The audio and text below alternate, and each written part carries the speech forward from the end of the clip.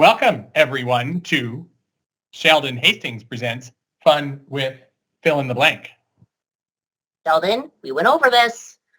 Of course we did. All right, edit that down. We'll start over. Truly?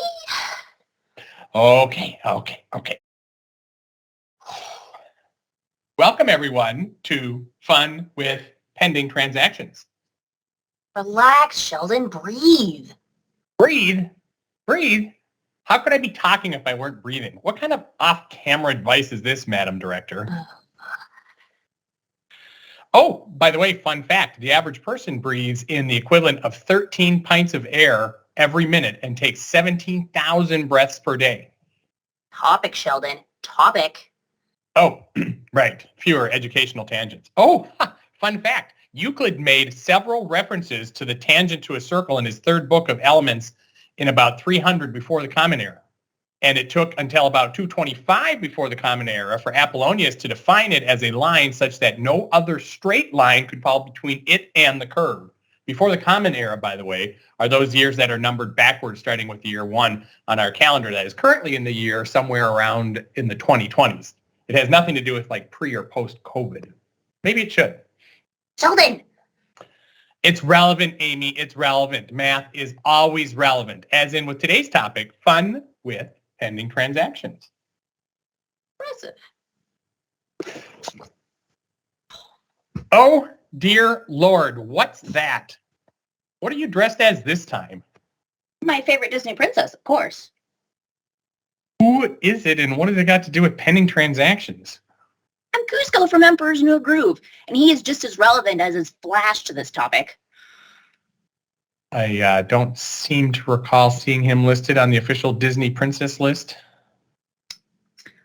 He has just as much, if not more sass and a flair for drama than any other Disney princess. So he is one in my book. All right, well, don't go get us sued by the Walt Disney conglomerate, okay? They got their money from me for the costume. We're more likely to catch the attention of, Chuck Lorre, Bill Prady, and the cast of that other show that did fun with something than we are to, catch the wrath of Disney. Good point. I hope we don't get sued by either one. Where was I?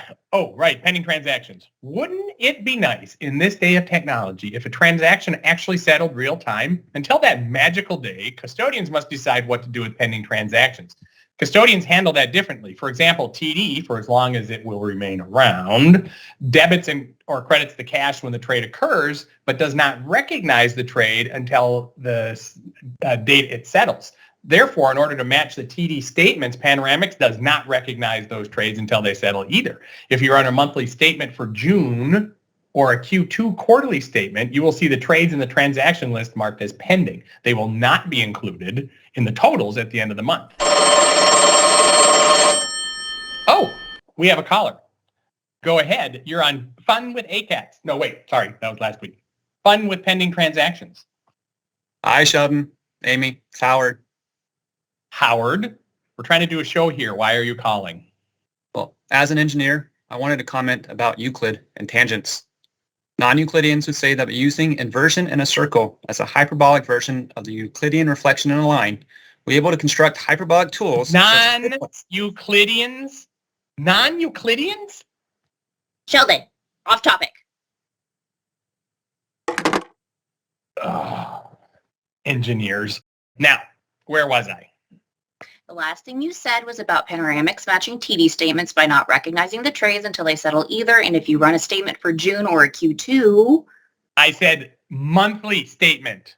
I have an eidetic memory. Plus, it's right here in the script. Continuing on then, this methodology is called settled date accounting. And it's a huge mistake. We only did it for TD, nobody else. And we will never do it again. Nobody else does. We thought we were being so clever when we first did it for TD. But as it turns out, it was a horrifically bad tangent.